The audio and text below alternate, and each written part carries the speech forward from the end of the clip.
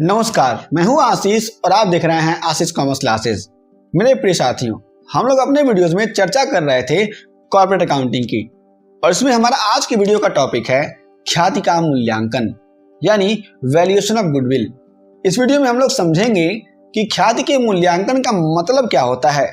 यानी इसकी आवश्यकता क्यों है कि किसी भी बिजनेस की ख्याति का मूल्यांकन किया जाए, यानी उसकी जो गुडविल है उसका वैल्यूएशन किया जाए। ख्याति का मूल्यांकन यानी वैल्यूएशन ऑफ गुडविल। लेखांकन में ख्याति का महत्व तभी है जबकि ख्याति का कोई मूल्य हो, यानी जब कभी भी अकाउंटिंग की जाती है तो अकाउंटिंग करते समय किसी भी गुडविल का इंपॉर्टेंस तभी तक है जब तक उस गुडविल में कुछ ना कुछ वैल्यू हो। अगर वह गुडविल वैल्यूलेस है तो वह किसी भी तरीके से अकाउंटिंग के पर्पज से इंपॉर्टेंस नहीं रखता है किसी भी बिजनेस के लिए। जब तक कि ख्याति के लिए कोई राशि न दी जाती है और न ली जाती है तब इसका लेखा हो ही नहीं सकता, क्योंकि लेखे तभी होंगे जब कोई सौदा होगा। ख्याति का मूल्य निर्धारित होने पर ही इसके संबंध में लेखे किए जा सकते हैं, यानी जब कभी भी ख्याति का मूल्य निर्धारित हो जाएगा तभी इसके अकाउंटिंग हो पाएगी, तभी इसके लेखे हो पाते हैं। जब किसी व्यवसाय को क्रय करते समय संपत्तियों के मूल्य के अतिरिक्त कुछ राशि और देनी पड़ती है तो इस अधिक राशि को ख्याति का मूल्य माना जाता है। यानी कोई भी कंपनी है किसी भी अन्य कंपनी को खरीद रही है और मान के चलिए उसके टोटल एसेट्स और टोटल लायबिलिटी के पूरे पेमेंट करने के बाद से आपको जो भी पैसे पे करने हैं कुछ राशि होती है,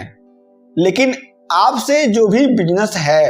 वह उससे ज्यादा मांगती है। एग्जाम्पल में आप लोग ऐसे समझिए कि अगर ए लिमिटेड कोई कंपनी है वह बी लिमिटेड को खरीद रही है, लेकिन जो भी ए लिमिटेड की वैल्यू है वह 2 करोड़ रुपीस है, 2 करोड़ रुपीस है, लेकिन जो बी लिमिटेड के मालिक हैं वह कह रहे हैं कि हमें 2 करोड़ 10 लाख रुपीस चाहिए। इसका मतलब क्या है कि जो 10 लाख रुपीस एक्स्ट्रा मांगे जा रहे हैं वह गुडविल की वैल्यू है। जिस राशि के उपलक्ष्य में कुछ भी प्राप्त ना हो फिर भी क्रेता सहर्ष उसे लेने के लिए तैयार हो तो इससे यह निष्कर्ष निकाला जा सकता है कि वह राशि को इसलिए लेना चाहता है कि भविष्य में उसे साधारण लाभों से अधिक लाभ प्राप्त होने की आशा है। यहाँ पे आपको यह समझना है कि अगर कोई भी परचेजिंग कंपनी है, यानी जो किसी भी बिजनेस को परचेज कर रही है और उसे गुडविल के 10 लाख रुपए देने पड़ रहे हैं, तो उस 10 लाख रुपए के बदले में उसे कुछ ऐसी चीज नहीं मिल पा रही है कि जो उसे दिखाई दे, जो उसे समझ में आए, लेकिन फिर भी वो क्या कर लेता है, उसे खरीद लेता है। और वह बिजनेस जब कभी भी 10 लाख रुपए दे करके गुडविल खरीदेगा तो दिमाग में उसकी ये आशा रहेगी कि भविष्य में मुझे इससे ज्यादा लाभ हो सकता है। इसी लाभ के सहारे वह ख्याति का मूल्यांकन करता है। यहाँ पे कहा गया है कि जो लाभ होता है उसी लाभ के सहारे क्या किया जाता है, ख्याति का मूल्यांकन किया जाता है। अब बात करते हैं विक्रेता की। विक्रेता यानी जो भी व्यक्ति अपने बिजनेस को बेच रहा है, सेल कर रहा है, विक्रेता यह अनुमान लगाता है कि व्यवसाय को बेचने से भविष्य में न प्राप्त होने वाले लाभ से उसे कितनी क्षति होगी। यानी अगर कोई भी पर्सन क्या कर रहा है, अपना बिजनेस बेच रहा है, तो वहां पर वह सोचता है कि आगे भविष्य में उसे जो लाभ नहीं मिलने वाला है, जो लाभ प्राप्त नहीं होने वाला है, उससे उसे कितनी क्षति होने वाली है, कितना नुकसान होने वाला है, तथा व्यवसाय को बेचने से मिलने वाली राशि का प्रयोग वह अन्य लाभ से करने में उसे क्या लाभ होगा। इस बात को समझना है कि जो भी व्यवसाय बेचेगा उससे जो धन प्राप्त होगा उससे अन्य कौन कौन से काम किए जा सकते हैं। इन तथ्यों को ध्यान में रखकर वह ख्याति के मूल्य का निर्धारण करता है। क्रेता व्यवसायी शुद्ध संपत्तियों का मूल्य ज्ञात करने के बाद यह अनुमान लगाता है कि भविष्य में उसे कितना अतिरिक्त लाभ प्राप्त होगा। इसके लिए जो अतिरिक्त मूल्य उससे मांगा जा रहा है वह कहां तक उचित है, इस बात को ध्यान में रखना है। यदि वह समझता है कि जो मूल्य ख्याति के लिए वह इस समय दे रहा है उसकी उपयोगिता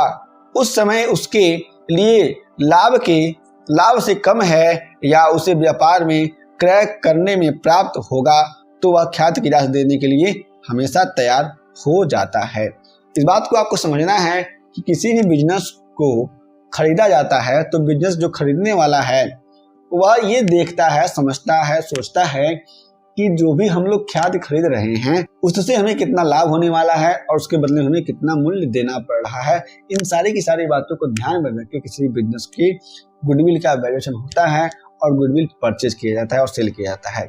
ख्याति के मूल्यांकन पर प्रभाव डालने वाले तत्व या घटक यानी factor affecting valuation of goodwill, इसमें दो तरह के तथ्य होते हैं, जिसमें पहला होता है आंतरिक तथ्य जिसको हम लोग कहते हैं इंटरनल फैक्टर्स और दूसरा होता है बाह्य तथ्य। अब हम बात करते हैं पहले आंतरिक तथ्य की यानी इंटरनल फैक्टर्स की। इसमें कुछ बातें कही गई जिसको हम लोग समझ लेते हैं। इंटरनल फैक्टर कौन कौन से होते हैं? इसमें पहला है खाद्य को बनाने वाले व्यय, दूसरा है प्रबंध पर किया गया व्यय, तीसरा है पूंजी का प्रयोग, चौथा है पेटेंट ट्रेडमार्क का प्रयोग, पांचवा है व्यवसाय में जोखिम कितना है, छठवां है व्यवसाय का नाम क्या है, सातवां है व्यवसाय का लाभ कितना है, आठवां है व्यवसाय की अवधि, नौवां है नियोक्ता एवं कर्मचारी संबंध कैसा है बिजनेस में, दसवां है अच्छी किस्म के माल का निर्माण होता है कि नहीं होता है, 11वां है स्थान विशेष के हिसाब से कोई भी बिजनेस खरीदा जाता है, बेचा जाता है, उसकी गुडविल वैसे तय होती है, 12वां है गत वर्षों के लाभ कौन कौन से होते हैं और 13वां है मुख्य व्यवसाय के अतिरिक्त अन्य आय कौन कौन सी हैं, जो भी अदर इनकम है वो कौन कौन से हैं उस बिजनेस के जिनको परचेज किया जा रहा है। ये बात हो गई इंटरनली। अब हम बात करते हैं कुछ एक्सटर्नल फैक्टर्स के जो किसी भी बिजनेस की गुडविल को अफेक्ट करते हैं, जिसमें पहला है ग्राहकों का दृष्टिकोण क्या है उस बिजनेस के प्रति, दूसरा है ठहराव कितना है उस बिजनेस में, तीसरा है प्रतिस्पर्धा यानी कंपटीशन कितना है उसमें, चौथा है साख मिलने की सुविधा यानी लोन कितना मिल सकता है उस बिजनेस में, पांचवा है जनता का दृष्टिकोण क्या है, छठवां है अमूर्त संपत्ति, सातवां है विशेष अनुबंध कौन कौन से होते हैं, आठवां है राजनीतिक संरक्षण क्या है उस बिजनेस में, नौवां है सरकारी संरक्षण क्या होते हैं उस बिजनेस में और 10वां है हस्तांतरण की आशा है कि नहीं है। इन सारी की सारी बातों को ध्यान में रख करके किसी भी बिजनेस के गुडविल का वैल्यूएशन यानी मूल्यांकन किया जाता है और समझा जाता है। मेरे प्रिय साथियों, यदि आपके पास और कोई भी प्रश्न है तो उन सारे के सारे प्रश्नों को हमें बताएं, हम आपके सभी प्रश्नों का उत्तर जरूर देंगे। हम फिर से मिलेंगे एक नए वीडियो के साथ, तब तक के लिए जय हिंद।